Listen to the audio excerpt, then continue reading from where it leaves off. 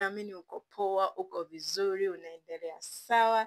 Sasa rafiki yangu, nina jambo nataka tushare leo, na jambo lenyewe ni kwamba wiki ijayo jamani,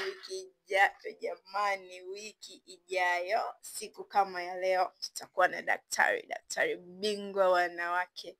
Atakuja kutuendeshea kipindi ya jinsi ya kujitambua sisi wakina mama, homoni zetu, tufanye nini ili tuweze kuwepo katika homoni zetu ziweze kukaa sawa, kwa sababu kuzidi kwa homoni kuna vitu ambavyo vinapelekea sisi wanawake kutokufanikiwa. Wengine tunahangaika kupata watoto tukizani kwamba labda ni kuna mtu labda ameshiriki kwa namna moja ama nyingine kusababisha hali yangu, lakini sio kweli. Ni kwa sababu tu ya ulaji wa vyakula pamoja na homoni pamoja na vitu ambavyo ni vya miili yetu vinaenda vinazuia na kusababisha baadaye inafikia hatua unaweza ukakatwa hata sehemu moja ya mirija ya uzazi, kwa sababu tu ya mfumo wa vyakula, mfumo wa maisha wa sasa hivi ulivyokuwa. Kwa hiyo nitakuwa na daktari anaitwa Dr. Mvungi, atakuja hapa, tutakuwepo pamoja siku ya Jumapili. Kwa hiyo mwalike na rafiki yako, mwalike na shoga yako, na kama una mama pale nyumbani hawezi kufikiwa, mpatie simu,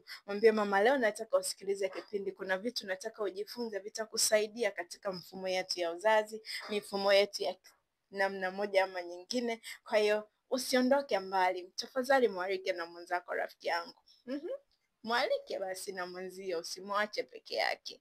Ndiyo rafiki yangu, tutakuwa live YouTube, tutakuwa live Instagram, tutakuwa live Facebook. Ndiyo rafiki yangu. Kwa hiyo usiende mbali.